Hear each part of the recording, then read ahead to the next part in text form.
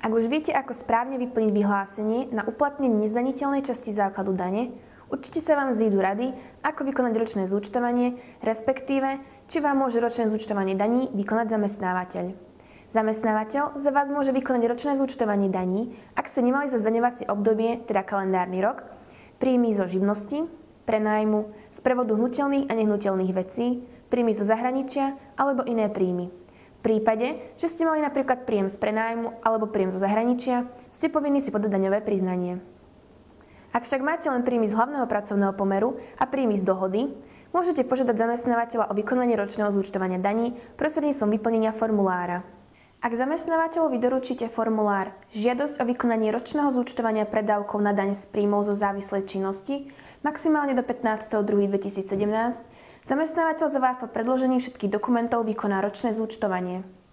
Formulár je veľmi podobný formuláru vyhlásenie, ktoré už isto viete vyplniť, minimálne za pomoci nášho predchádzajúceho videa. Na žiadosti je potrebné vyplniť rok, za ktorý žiadate vykonať ročné zúčtovanie. V našom prípade do hlavičky formulára vyplníme rok 2016. Upozorňujem, že nevyplnenie roka je jedna z najčastejšie sa vyskytujúcich chýb, nakoľko väčšina ľudí si nevšimne hlavičku formulára. V časti 1, údaje o zamestnancovi, je potrebné čitateľne vyplniť vaše identifikačné údaje, obdobne ako ste to vyplnili vo vyhlásení. Uvediete tu priezvisko, meno, rodné číslo. V prípade, že máte štatút cudzinca, uvediete dátum narodenia, ďalej adresu trvalého pobytu, vrátane ulice, obce, popisného čísla, poštového smerovacieho čísla a štátu. Do kolónky zamestnávateľ uvediete identifikačné údaje zamestnávateľa, ktorého žiadate o vykonanie ročného zúčtovania dane. Vetu pod tabuľkou vyplňa len cudzinec, ktorý si chce uplatniť nezdaniteľnú časť základu dane na manželku, dieťa alebo doplnkové dôchodkové sporenie. Časť 2. Uplatnenie nezdaniteľných častí základu dane vyznačíte krížikom Uplatňujem v bode 1. Ak máte doma manželku, ktorá nemala vlastné príjmy, alebo jej príjmy sú nižšie ako zákonom ustanovená výška 3803,33 eur. Nezdaniteľnú časť základu dane na manžela, po prípade manželku, si môžete uplatniť len v tom prípade, že manželka alebo manžel spĺňa aspoň jednu z uvedených podmienok. Stará sa o vyživované maloleté dieťa, žijúce s daňovníkom domácnosti, alebo v príslušnom zdaňovacom období poberá peňažný príspevok na opatrovanie, alebo bola zaradená do evidencie uchádzačov o zamestnanie, alebo sa považuje za občana so zdravotným postihnutím alebo za občana s ťažkým zdravotným postihnutím. Ak vaša manželka spĺňa jednu z podmienok, vyplníte jej osobné údaje do tabuľky, ako aj počet mesiacov, počas ktorých si nezdaniteľnú časť základu dane na manželku uplatňujete. Teda počet mesiacov splnenia podmienky pre uplatnenie. Uvedite počet mesiacov v evidencii uchádzačov alebo počet mesiacov starania sa o maloleté dieťa. Do kolónky taktiež uvedite príjem manželky v zdaňovacom období, ktorý zároveň aj čestne vyhlasujete. Uvedite presnú sumu, ktorú zároveň musíte doložiť príslušnými potvrdeniami. Za príjem manželky sa nepovažuje príspevok a príplatok pri narodení dieťaťa, rodičovský príspevok, prídavok na dieťa, vianočný príspevok dôchodcom. Bod 2 sa týka zamestnancov, ktorí sú poberateľmi dôchodku. Tento bod vyznačí krížikom ten dôchodca, ktorého ročný dôchodok je menší ako nezdaniteľná časť základu dane, to je 3803,33 eur. Ak ste boli na začiatku zdaňovacieho obdobia, to je k 1.1. uznaným dôchodcom, vyznačíte krížik. A uvediete sumu ročného dôchodku, ktorá vám bola vyplatená. Následne v mzdovej účtovničke doložíte potvrdenie o výške vyplateného dôchodku. Bod 3. Vyplňa ten, kto má založené dobrovoľné starobné dôchodkové sporenie, tzv. Druhý pilier. Pre uplatnenie nároku na nezdaniteľnú časť základu dane si musíte okrem povinných príspevkov zo sociálneho poisťovne dobrovoľne prispieť na váš účet vedený dôchodcovskej správcovskej spoločnosti. V tomto prípade si bude možné o túto čiastku znížiť základ dane. Starobné dôchodkové sporenie pošle výpis príspevkov za kalendárny rok, na ktorom bude uvedený príspevok zo sociálnej poisťovne, ako aj príspevky, ktoré boli odvedené dobrovoľne na základe vami uzatvorenej dohody so správcovskou spoločnosťou o dobrovoľnom príspevku. Zdôrazňujeme, že len dobrovoľné príspevky bude možno odpočítať z vášho základu dane. Maximálne vám môže zamestnávateľ pri ročnom zúčtovaní odpočítať váš dobrovoľný príspevok na starobné dôchodkové sporenie do výšky 1029,60 eur. V prípade, že splňujete podmienky uplatnenia zdaniteľnej časti, vyznačíte krížikom Uplatňujem a uvediete úhrnnú sumu preukázateľných dobrovoľne zaplatených príspevkov na starobné dôchodkové sporenie z priloženého potvrdenia. Potvrdenie o výške príspevkov na starobné dôchodkové sporenie zasiela príslušná správcovská spoločnosť. Originál je potrebné predložiť mzdovej účtovníčke. Doplnkové dôchodkové sporenie, ktorého sa týka 4. bod, je dobrovoľný tzv. Tretí pilier dôchodkového systému.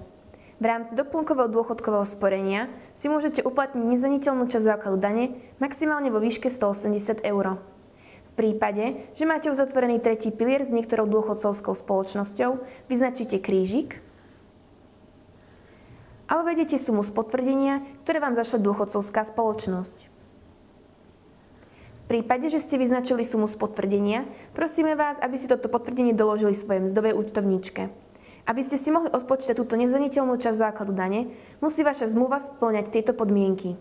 Príspevky na doplnkové dôchodkové sporenie ste zaplatili na základe účastníckej zmluvy uzatvorenej do konca roku 2013 alebo na základe zmeny či dodatku účastníckej zmluvy, ktorej súčasťou je zrušenie dávkového plánu. A zároveň nemáte uzatvorenú inú účastnícku zmluvu podľa zákona o doplnkovom dôchodkovom sporení, ktorá nespĺňa podmienky stanovené novelou zákona o doplnkovom dôchodkovom sporení. Časť 3. Uplatnenie daňového bonusu na vyživované dieťa vyznačíte krížikom len vtedy, ak ste si v priebehu zdaňovacieho obdobia u zamestnávateľa neuplatňovali daňový bonus a mali ste na nárok, alebo vám nebol v niektorom kalendárnom mesiaci vyplatený. Do tabuľky vyplníte údaj o dieťati a mesiace, v ktorom vám nebol daňový bonus vyplatený. V nami uvedenom príklade bude zamestnankyni doplatený daňový bonus za 1. a 3. mesiac kalendárneho roka. Na uplatnenie daňového bonusu je nutné predložiť náležité dokumenty, rodný list dieťaťa, potvrdenie o návšteve školy, ako aj uviesť meno, priezvisko a dátum narodenia dieťaťa. Časť 4. Uplatnenie poistného a príspevkov vyplňa ten, kto si dodatočne uplatňuje povinné poistné a príspevky, ktoré zaplatil v zdaňovacom období, za ktoré sa žiadosť podáva. Zamestnanec, ktorý si v priebehu zdaňovacieho obdobia platil povinné poistné a príspevky sám, vrátane nedoplatku z ročného zúčtovania poistného, si tieto príspevky dodatočne uplatní pri vyčíslení základu dane. O zaplatení poistného a príspevkov predkladá príslušný doklad, napríklad doklad o zaplatení. V prípade jeho uplatnenia vyznačíte krížikom Uplatňujem a uvediete úhrnnú sumu zaplateného poistného. Prosíme o doloženie potvrdenia o zaplatení poistného a príspevkov v mzdovej účtovníčke. V časti 5 žiadate, respektíve nežiadate o priznanie a vyplatenie zamestnaneckej prémie. Nárok na zamestnaneckú prémiu vzniká, ak ste dosiahli zdaniteľné príjmy zo závislej činnosti vykonávanej len na území Slovenskej republiky v úhrnnej výške aspoň 6-násobku minimálnej mzdy, to je 2430 eur, maximálne však do výšky 12-násobku minimálnej mzdy, a to do výšky 4860 eur. Po prípade, ak ste poberali posudzované príjmy z hlavného pracovného pomeru aspoň 6 kalendárnych mesiacov. Dohody o vykonaní práce či činnosti sa do počtu kalendárnych mesiacov nezapočítavajú. Ďalej, nárok na zamestnaneckú prémiu vzniká, ak ste nemali vyplatený príspevok na udržanie zamestnanca v zamestnaní, alebo ak ste nepoberali dôchodok na začiatku príslušného zdaňovacieho obdobia. Zamestnanec, ktorému vzniklo za príslušné zdaňovacie obdobie nárok na zamestnaneckú prémiu, vyznačí v tejto časti žiadam, teda krížik. Ak si nie ste istí, či máte nárok na zamestnaneckú prémiu, vyznačte žiadam krížikom, pretože sa na vás žiaden postih v prípade neuplatnenia nevzťahuje. Nárok na zamestnaneckú prémiu za rok 2016 môže vzniknúť tomu daňovníkovi, ktorý poistné a príspevky viažúce sa k zdaniteľným príjmom zo závislej činnosti zaplatil vo vyššej sume, napríklad zaplatil nedoplatok z ročného zúčtovania poistného na verejné zdravotné poistenie za predchádzajúce zdaňovacie obdobie. Vzhľadom na mechanizmus výpočtu zamestnaneckej prémie, výška nároku na zamestnaneckú prémiu za rok 2016 vychádza vo väčšine prípadov 0. Časť 6.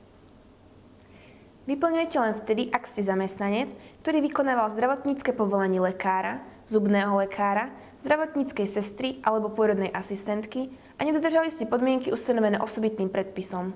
Z tohto dôvodu ste povinní zvýšiť základ dane z príjmov zo závislej činnosti o uplatnené úhrady zdravotníckeho pracovníka za jeho ďalšie vzdelávanie v zdaňovacom období, v ktorom došlo k porušeniu podmienok. Ak sa na vás povinnosť zvýšiť základ dane vzťahuje, vyznačite krížikom uplatňujem a uvedete úhrnú sumu uplatnených úhrad na zdravotníckeho pracovníka. Ak chcete niekomu darovať 2% zaplatenej dane, musíte v časti 7 požiadať o vystavenie potvrdenia, to znamená, vyznačite danú časť krížikom. V závere formulára prosím nezabudnite vyplniť jeden z najdôležitejších údajov, a to počet zamestnávateľov v priebehu roka. V prípade, že ste pracovali len u jedného, vyznačíte 0. V prípade viacerých zamestnaní doplníte presný počet. Zároveň ste povinní doložiť rovnaký počet potvrdení o zdaniteľných príjmoch z týchto zamestnaní. V našom prípade ste povinní doložiť 2 potvrdenia o zdaniteľných príjmoch. Tieto potvrdenia slúžia ako základ pre výpočet daní v príslušnom roku. Prosíme o doloženie originálov týchto potvrdení na zákonom ustanovenom dokumente. Iné typy potvrdení nie sú akceptovateľné. V závere formulára svojím podpisom potvrdzujete, že všetky uvedené údaje sú pravdivé a úplné. Na žiadosti je možné uviesť dátum len do 15. februára 2017. Ak túto žiadosť nepodpíšete do uvedeného termínu, budete musieť vykonať ročné zúčtovanie dane a predávkov na daň samostatne, a to prostredníctvom daňového priznania. Podpis a dátum musí byť nevyhnutne vyplnené, inak nie je žiadosť platná. Príjmite naše rady na záver. Nezabudnite, že žiadosť je možné podpísať a tým požiadať zamestnávateľa o vykonanie ročného zúčtovania daní len do 15. februára 2017. Žiadosť možno predložiť len vtedy, ak ste nemali iné príjmy, napríklad príjmy z prenajmu alebo zo živnosti. V prípade, že počas roka nebol daňový bonus vyplatený, treba uviesť meno, priezvisko dieťaťa a kalendárny mesiac, v ktorom nebol bonus priznaný. Ak chcete byť darcom 2% z vašej zaplatenej dane, opäť nezabudnite uviesť na žiadosti krížik v časti 7. Nezabudnite doložiť potvrdenie o zdaniteľných príjmoch od iných zamestnávateľov na zákonom ustanovenom formulári. Nezabudnite doložiť všetky potvrdenia z dôchodcovskej správcovskej spoločnosti pre uznanie nezdaniteľných častí základu dane z 2. a 3. piliera. Nezabudnite uviesť dátum a podpis v závere formulára.